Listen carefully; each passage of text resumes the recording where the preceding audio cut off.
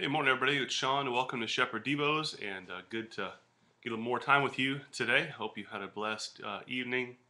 And so, song of the day is by Mercy Me, and that is called "Here with Me." I'm on a little bit of a Mercy Me kick, it seems like, but that's all right. They're worthy of repeats. A lot of great stuff.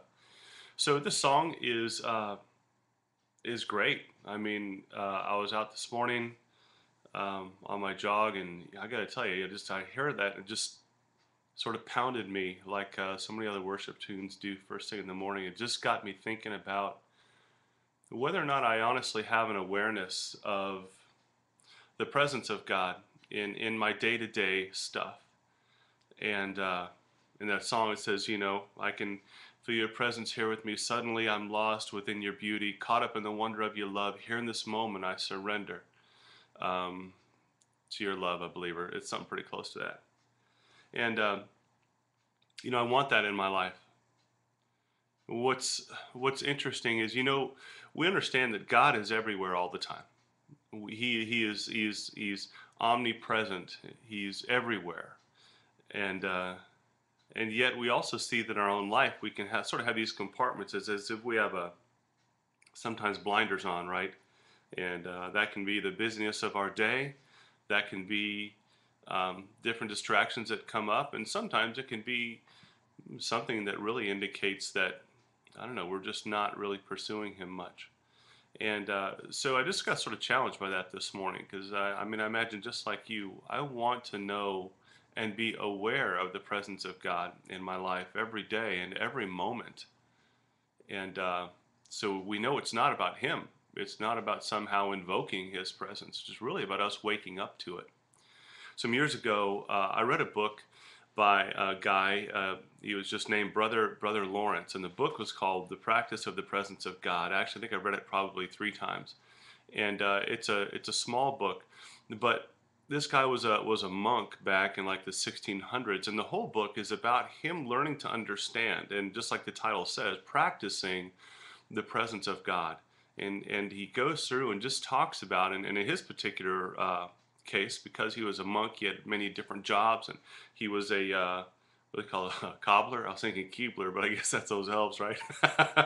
he was he was he was a cobbler working on shoes. That was one of his jobs. Another job was he'd be working in the kitchen, and he talked just about how in different times during his tasks, how he would make a conscious effort to worship God in his own heart and in his mind. And he found that he was able to stay in this place of God's presence continually and consistently.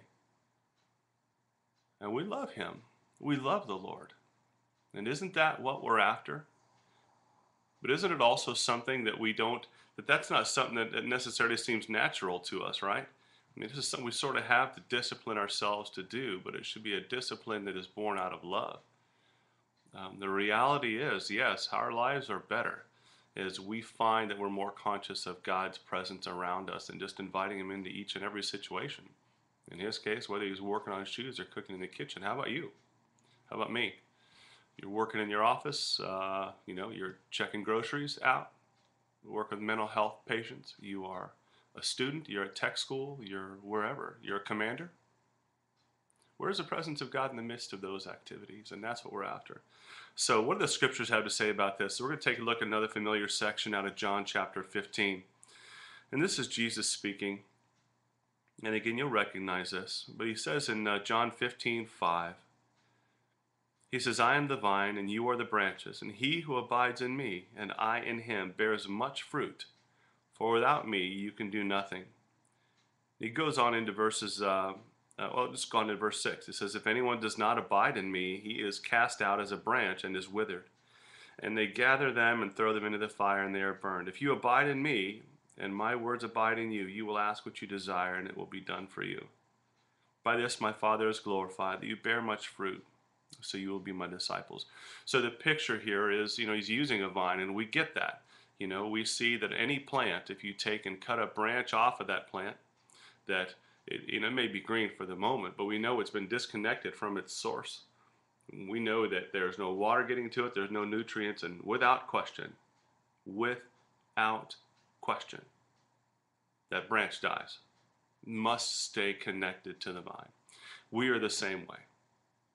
So, two ways for us to be able to look at this today. One is knowing that it's a responsibility, that our life depends on us staying connected to Christ, and He is the vine.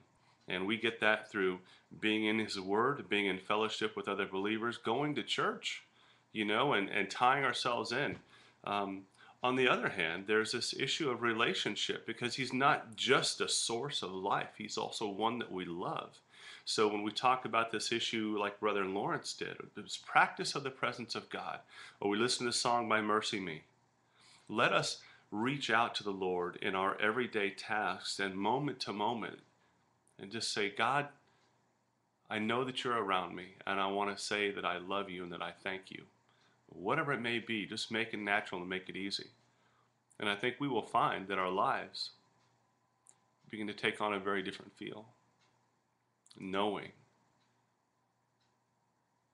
Knowing that we have an awareness of His presence.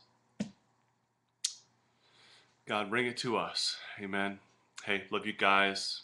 Be blessed. We'll catch you later.